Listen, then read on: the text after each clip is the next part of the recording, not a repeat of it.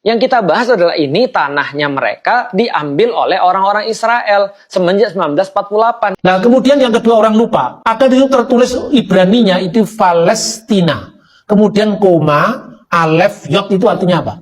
Alef itu eret, yod itu Yisrael. Jadi Palestina, eret Yisrael. Palestina, tanah Israel.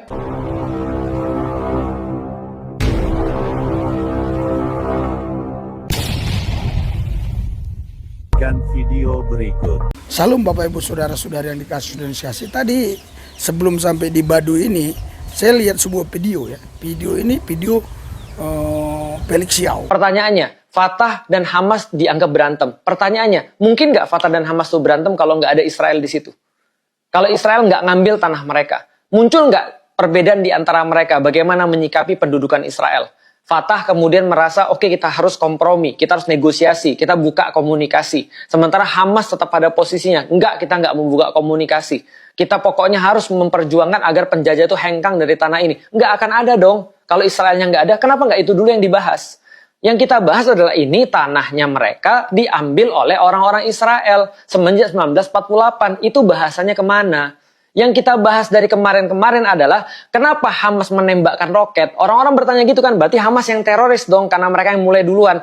Kita bahas dari mana dulu? Kalau kita bahas Sultan Agung nyerang Batavia, ya berarti Sultan Agung yang jahat dong kalau Sultan Agung nyerang Batavia. Tapi kita nggak tahu nggak sih, serangan Sultan Agung terhadap VOC di Batavia itu adalah serangan karena memang negerinya terjajah. Gitu loh maksudnya. Maka perlawanan Hamas ada perlawanan orang-orang yang dijajah. Ini esensinya. Kemana omongan yang ini? Gitu loh maksudnya. Kenapa kita harus fokus pada sesuatu yang membingungkan umat? Yang membuat umat tuh akhirnya berpikir ulang untuk menyatakan dukungan, berpikir ulang untuk berdonasi, karena kita senantiasa menakut-nakuti, kita senantiasa menampilkan fakta-fakta yang tidak esensi sama sekali. Nah, ini adalah menjadi pertanyaan saya ketika saya nonton itu. Dan saya bingung, untuk apa sebenarnya podcast seperti ini dibuat? Di saat orang ketika membahas tentang Palestina, orang bahas tentang why, kenapa kita harus peduli pada tanah Palestina? Kenapa kita tetap harus terkoneksi pada tanah Palestina? Karena itu tanah Isra-nya Nabi. Karena itulah di situ Nabi diangkat menjadi pemimpin para Nabi. Berarti ada estafet kepemimpinan antara seluruh Nabi kepada Nabi Muhammad. Artinya umat Muslim juga. Bahwasanya negeri itu adalah negeri yang diberkahi. Bahwa orang-orangnya di situ dijajah. Bahwasanya negeri itu pernah menjadi percontohan ribuan tahun di tangan kaum muslimin untuk mencontohkan kebaikan, toleransi, dan kedamaian bagi dunia. Orang-orang bahas tentang bagaimana caranya kita bisa untuk berkontribusi dalam problem ini. Orang-orang menyerukan zolimnya Israel yang didiamkan oleh seluruh dunia. Dan kemudian bagaimana Palestina yang tidak mendapatkan perhatian sama sekali tapi masih bisa berjuang sampai dengan sekarang. Tiba-tiba ada podcast semacam ini. Nah, itu yang kemudian kita pertanyakan teman-teman sekalian. Untuk apa sebenarnya dibuat hal-hal yang semacam ini? Apakah Dia berkata bahwa yang buat masalah itu bukan Hamas, bukan Palestina, tapi Israel. Kalau tahun 1948 Israel tidak ambil tanah Palestina atau rampas tanah Palestina, itu nggak ada masalah. Ya, saudara, benarkah Israel itu merampas tanah Palestina tahun 1948? Ini dibantah oleh Bapak Bambang Nurseno. Ya, ini Dr. Profesor Bambang Nurseno yang sudah pakar dalam sejarah khususnya Timur Tengah ya. Kita saksikanlah ya apa yang beliau katakan ya, apa yang beliau bantahkan ya tentang apa yang dikatakan saudara Felix Xiao tadi ya. Orang yang tahu sejarah itu minim untuk tergelincir di masa depan. Di tengah-tengah situasi perang Israel sama Hamas. Ini bukan Israel Palestina. Palestina sendiri tidak diwakili oleh Hamas. Maka Presiden Palestina kan mengatakan Hamas bukan perwakilan Palestina.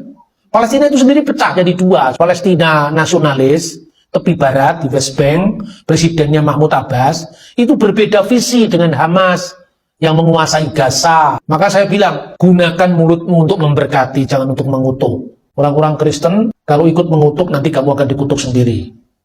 Ya, kita semua lihatlah, harus jujur. Ketika negara dalam kondisi tidak perang, negara dalam kondisi aman ini, tiba-tiba ada orang yang menyerang, kedaulatan negara kan terganggu. Penduduk sipil jadi tawanan. Kenapa kita tidak pernah mengutuk yang menyerang itu? Kenapa yang kita kutuk adalah balasannya? Tapi itulah demokrasi. jumlahnya yang besar tentu yang menang. Makanya demokrasi tidak selalu benar, saudara-saudara. Saya tadi bicara tentang seorang yang bernama Kores Agung. Kores Agung itu bukan orang Yahudi, tidak menyembah Allah Israel. Tapi dalam Yesaya pasal 40 ayat 1 dipilih oleh Tuhan. Kenapa? Kores Agung digunakan Tuhan untuk menyelamatkan Israel. Kores Agung itu disebut orang yang kuurapi. Padahal dia bukan penyembah Allah Israel. Karena apa? Keadilan itu tidak punya agama. Keadilan, keutuhan ciptaan itu adalah universal. Sekalipun dia tidak mengenal aku, Kores Agung itu kata Tuhan. Tapi Tuhan pakai. Ketika itu orang sedang mendewakan apa yang namanya bentuk negara republik. Karena pengaruh dari bukunya Plato, Republik. Tapi ada seorang yang bernama Xenophon. Xenophon itu penulis Yunani. Dia melihat orang-orang yang begitu mendewakan karya Plato tentang demokrasi, tentang bentuk republik. Dia mikir, ini loh, ada orang yang namanya Kores Agung. Dia tidak mengenal demokrasi. Dia tidak mengenal bentuk republik, tapi dia monarki. Tapi berlaku adil. Bangsa-bangsa yang ditawan oleh Babel dibebaskan satu-satu. Tidak hanya itu, diberikan fasilitas untuk membangun rumah-rumah ibadah sesuai dengan agamanya masing-masing. Inilah piagam pertama kebebasan beragama. Tahun 539 sebelum Masehi. Karena itu Xenophon karena tergerak hatinya oleh keadilan yang dijalankan oleh Kores itu, dia menulis buku. Judulnya adalah Quiropedia, Kehidupan Kores Agung.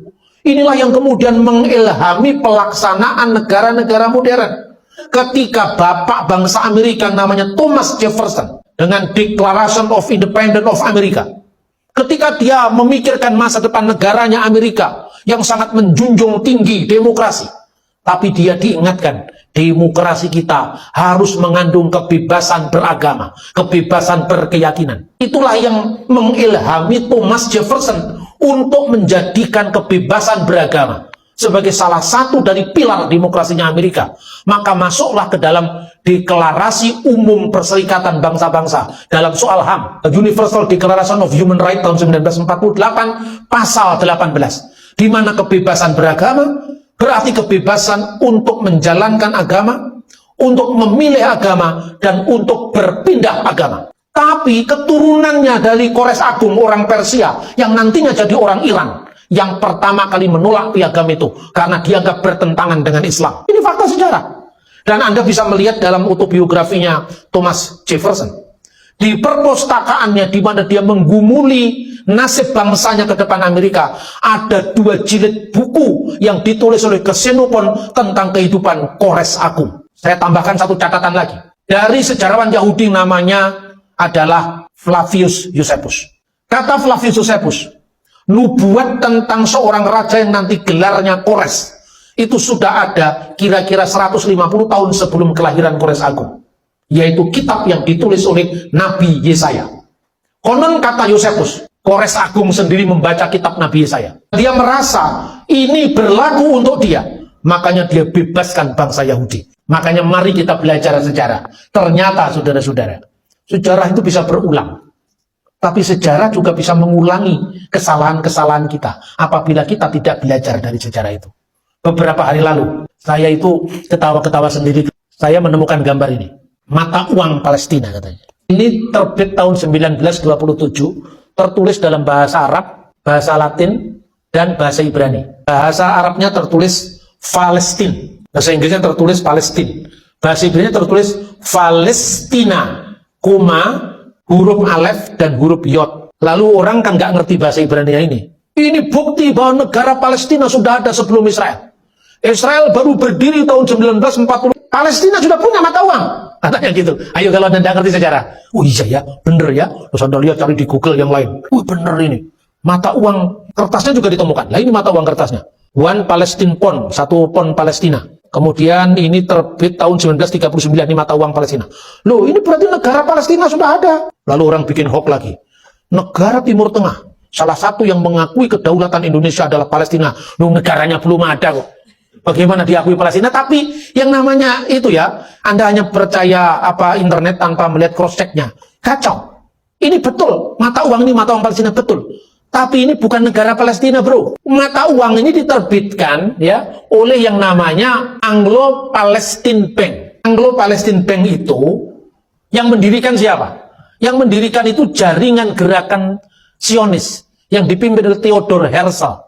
Dan bank ini namanya Anglo-Palestine Bank ini berdiri tahun 1902. Karena apa? Dalam visi kenegaraan yang diimpikan oleh Theodor Herzl, pendiri Zionisme itu, kita harus punya bank, kita harus menguasai uang. Lalu mereka mendirikan bank dinamakan Anglo-Palestine Bank. Bank itu yang sekarang menjadi Bank Leumi di Israel. Jadi ketika pada saat Perang Dunia Pertama, Inggris menang perang sama Jerman, Turki waktu itu temannya Jerman. Sebagai bangsa yang kalah perang, otomatis kedaulatan wilayahnya dimiliki oleh pemenang perang. Yang menang perang Inggris, lalu lahirlah yang namanya Deklarasi Balfour. Ketika Palestina, tempat yang namanya Palestina, teret Israel itu, di bawah mandat Inggris, inilah mata uang yang berlaku. Yang tanda tangan ya ini adalah orang mandat Inggris juga, ini tertulis di sini.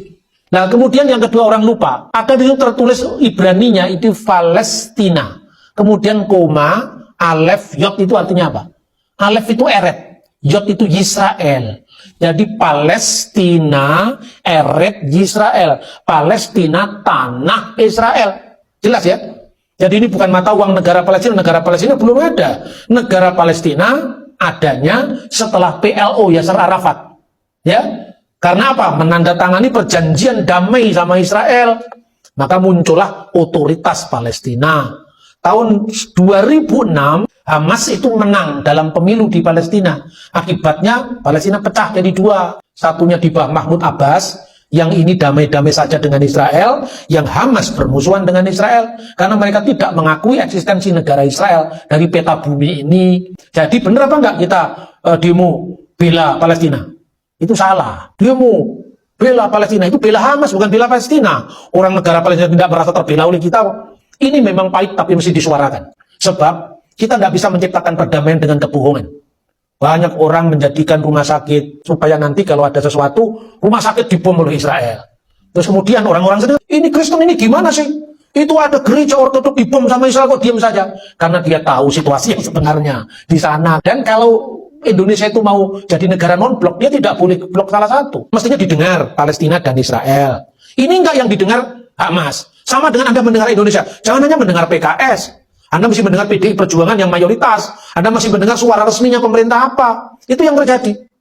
Makanya saya sangat menyayangkan bagaimana Pak Presiden sampai ikut mengutuk. Ibu Menteri Luar Negeri sampai mengutuk. Tanpa melihat situasinya. Gerakan teror ini kemudian lewat itu Black Sabbath itu. Dan orang-orang yang kenapa Menteri Luar Negeri kita tidak ikut? Kami mengutuk serangan terhadap masyarakat sipil dalam keadaan damai, tidak dalam keadaan perang, kan gitu kan?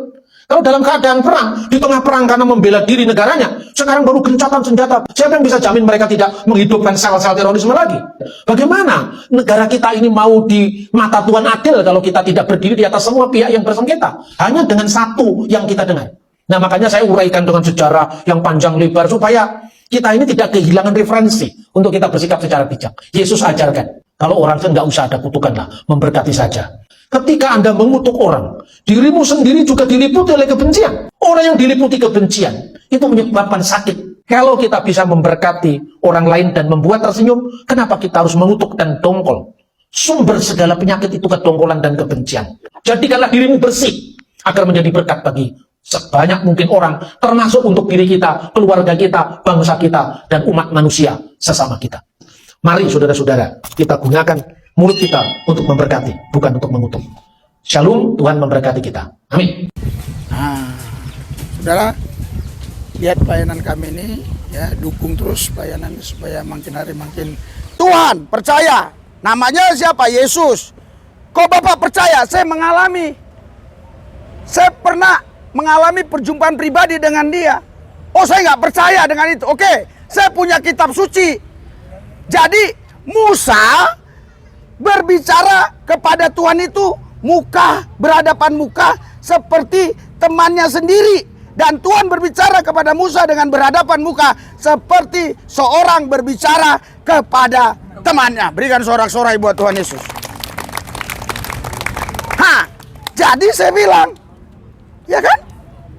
Saya percaya karena nabi saya udah lihat Tuhan. Nabimu pernah lihat Tuhan nggak? Dia nggak bisa jawab.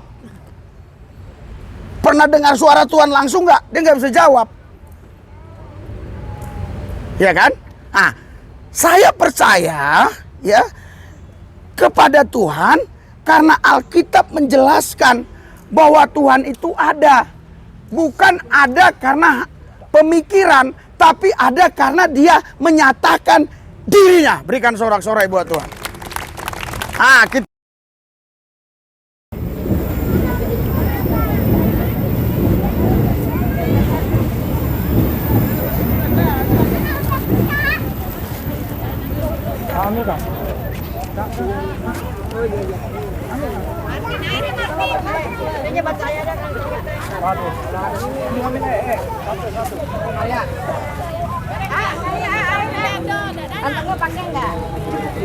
dapat. Tapi biarlah udah terlanjur orang tua.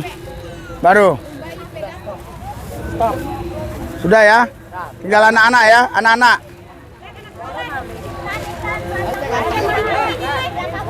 Air ada.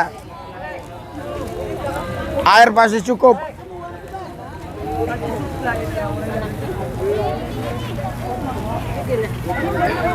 Banyak orang-orang yang dibawa kepada kebenaran dan menerima Kristus Yesus sebagai Tuhan dan Juru Selamat mereka. Oke, saya berdoa buat semua saudara-saudara yang sudah memberkati, Tuhan berkati berlipat kali ganda. Amin.